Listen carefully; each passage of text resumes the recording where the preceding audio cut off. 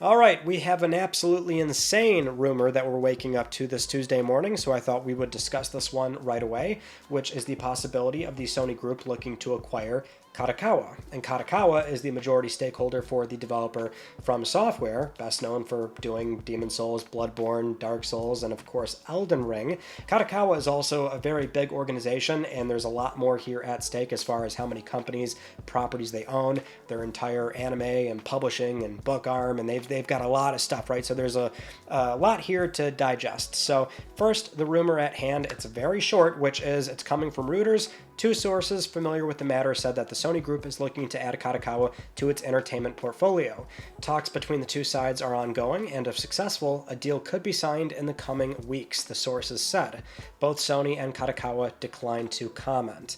Now, we also had the Japanese journalist Munichika Nishida mention on Twitter that it's their understanding that the acquisition talks have been going on for some time now, possibly due to the founding family all being gone at this point. So in terms of like a smaller company looking to sell, which Kadokawa is not necessarily small per se, but to a larger organization like Sony or maybe Tencent, if there's other people lined up in these ongoing discussions, it's just the environment we're in nowadays as far as capital or possible exit strategy. So there's always a lot of reasons why sometimes companies big or small are looking to sell. So that might be one obvious reason for Kadokawa at least.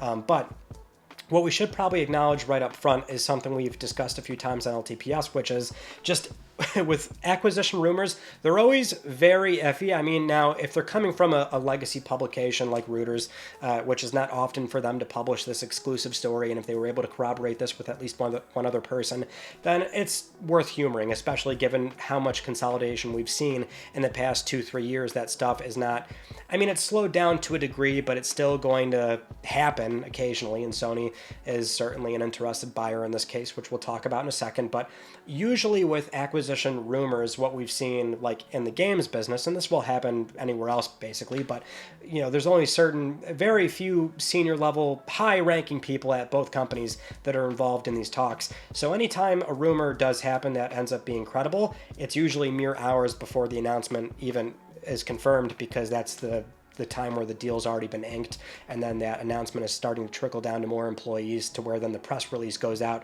that morning or something. So that's usually what happens with like genuine rumors that end up being true. When they're weeks or months out, that's where it's going to be a lot more uneasy as far as like if this really is or is not happening. Let's break down Kadokawa though, because they are a public company and they do have a recent market cap of like 3.25 billion USD. It's a very big acquisition target for Sony, but not something that the company could not do. They have cash on hand. This is something they could do if they wanted to. Let's just put it that way. So Kadokawa, as we mentioned earlier, they have a few different business segments. So they do animated film, they've got ebooks and paperback print, gaming, obviously. They have web services, education services. The two big ones here are anime and gaming, which their anime segment is bigger than gaming. So I'm seeing some initially, their gut take on this is like, oh, it's really not about FromSoftware. Kadokawa's a lot more than just FromSoftware, and so they've got a bigger publishing arm in the anime segment. And Sony, we all know that's been a thing with them for a long time, because Sony at this point, with Sony Music and their Aniplex division, they own a ridiculous amount of well-known anime IP. They're also producers and distributors. They own Cloverworks, Crunchyroll. They did have Funimation, but then they closed it. They have A1 Pictures, and so there's a lot of concern with possibly Sony having too much anime, and this is just another drop in the bucket here as far as like how much they'll actually own that entire marketplace. But I just want to at least not undermine the gaming segment for Kadokawa, because it's not hard to look this up. Like, their gaming segment is still very profitable. It does quite well. These two segments are closer than you would think as far as their net sales and their operating profit. And so for gaming, I mean, we can look at something like FromSoftware, which Kadokawa owns 70% as a majority stakeholder of FromSoftware. If you remember, this was back in 2022, if I remember correctly, but it was Sony and Tencent that acquired the other 30%. It was a minority investment stake, so Sony put in 14%, valued at like $120 million. Tencent did 16%, that was valued at $140 something million. So Sony has already made that investment. We know they've got great relations with FromSoftware and Kadokawa, so it's not exactly outside the realms of possibility that if Kadokawa was looking to sell, like Sony would not be an interested buyer. Of course they would. It's very plausible, but also Tencent could be a buyer as well. So as Nishida-san was implying, they weren't sure if it was Sony in particular, just that they understand Kadokawa is looking to sell. So Sony being in those talks, it makes sense. But anyway, there's FromSoftware. They've also got Spike Chunsoft. They've got Gotcha Games. They've got Acquire. In total, they have more than 20 games in development on console that we saw from one of their recent financial reports, and there's 6 more for mobile from Kadokawa Games and VIC Game Studios. So there is a lot of upside in the video game department as well. I mean, as far as like SIE goes, Sony Interactive Entertainment, PlayStation Studios, it's FromSoftware. The most natural path there probably would be integrated into PlayStation Studios, unless they do go down this sort of intermediate path of having independence, and that's how they structure the deal, sort of like what we saw with Bungie. Although I think it's a safe thing to expect that these deals will be very different compared to one another, which Bungie itself, as we often say, that was our first really big outlier acquisition as far as how Sony has historically done acquisitions, which almost always were long-standing partners and individual game studios, not to this degree, right? Not a big organization, big publisher, multiple game studios. We've never really seen this, so it would be completely uncharted territory with how they approach this deal, where the companies go, how they would, slice them up. From does make the most sense for SIE, obviously, but everything else, that's where I'm not so sure what they would do, where they would go. I mean, I think it would probably be something where you'd have a lot of this stuff fall under Sony Music and Aniplex, and they'll just take on most of that management and legwork, unless they do want to take one or two of these studios and put them directly under the PlayStation Studios mobile division, which now has no studios under there since they closed Neon Koi. So there is some upside there, but just every vertical of Kadokawa as a business does align quite well with the Sony group in general. The big upside here is absolutely anime and gaming. Anime is the concern, which the initial discussion online surrounding this news. I mean, there's 2 aspects of it, right? FromSoftware, Sony owning FromSoftware, what would they do with FromSoftware? And there's a lot of implications there. The anime side, however, there's some genuine concerns given where Sony is in the marketplace right now with IP, marketing, distributing, publishing, streaming. They've already got such a big footprint. So to take on another organization with all those same verticals, like, we know why Sony wants to do it, but there's simply concern there with if Sony should even be allowed to do that, which I won't act like an expert with the regulatory process as far as like Japan goes, for example, because there's a reason seemingly why Sony was able to go through with most of these, and at least in Western markets, there just wasn't really as much scrutiny. And so there's, as far as like regulatory scrutiny goes, it's always a matter of them asking questions. Will this harm consumers in X, Y, and Z scenarios and this and that? So I'm certainly not going to act like an expert, especially with anime in particular, since I just don't really follow that business too closely. There's only a few things I really understand about it.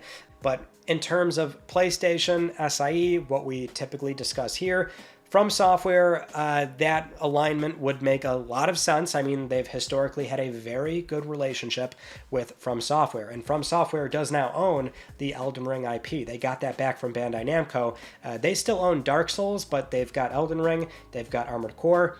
SIE, of course, has Demon Souls and Bloodborne, and they're just a top-tier studio. I mean, it's something where it does align with how Sony has typically picked up studios on an individual basis, which is a long-term partnership.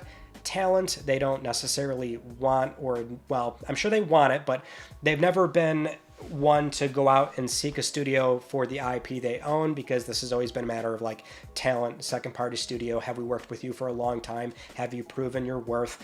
But this would still be unlike anything they've done before. Even Bungie was still on its own Bungie. This is a bigger company, many studios. And how would they structure this? How would they take them in? What would they do with a single player studio that nowadays is seen as widely third party? And they've always been third party, just that some probably would make the argument they've done a lot of PlayStation games. They've always felt like a PlayStation developer, but that's just, at the end of the day, semantics, obviously. They are seen as a very beloved third-party developer, and they are, because the Dark Souls franchise really blew up. I mean, people love Bloodborne, but it started to get into this different sort of cultural phenomenon with how much people started to love Dark Souls, and then Elden Ring 2 just blew the franchise or those kind of games up into the stratosphere. So what would Sony do with that? Because that really would be the first time, excluding Bungie, which was still... That was an outlier too, but it still made sense given, it's live service. They want to integrate them with their other live service games and get feedback and have, a whole division that they're setting up there, and we all know what went down with Bungie, but just that the initial news with Bungie was, they're going to remain independent, multi-platform. Would they do that here? This really is the first time where it would be a single-player, third-party developer, and how would they manage that? And so those are all valid questions, but what's funny is that whether an acquisition does or does not happen, it would still look not great if Sony, say, did another exclusive game with From. Because that's not unusual. That's how we got deals like Demon's Souls or Bloodborne, or even as recent as 2018 with Deracine. Now, people could easily not care about that because it's a PSVR 1 exclusive, but 9 years ago is when we had Bloodborne. How well would that really go over today if they did another exclusive with FromSoftware after the notoriety of Elden Ring, and how popular the franchise is now, and how beloved the studio is across PlayStation, Xbox, and PC? I mean, it would actually be a huge uproar, I imagine, even though there was a relationship there previously. So that alone would probably not look good. Not even counting like a full-blown acquisition where people now expect everything FromSoftware does goes exclusive. Would they be treated in the same manner as Bungie would with previously announced games or IP that was expected on other platforms, which Elden Ring would really be the only one, that and Armored Core, I guess we could say. But it would be something where if they do Bloodborne 2, Demon's Souls 2 or something, like, well, there you go. I think we know what's going to happen there.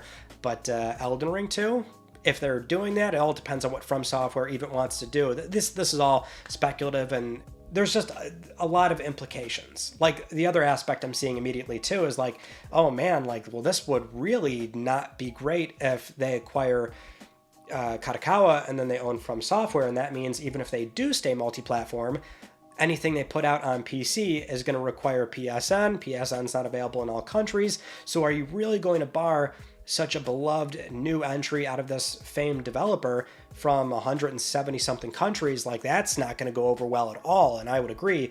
So I guess we'll just leave it there, because there are so many ways this can be framed. I'm sure there's going to be a lot of back and forth in terms of if you're for or against an acquisition quite like this.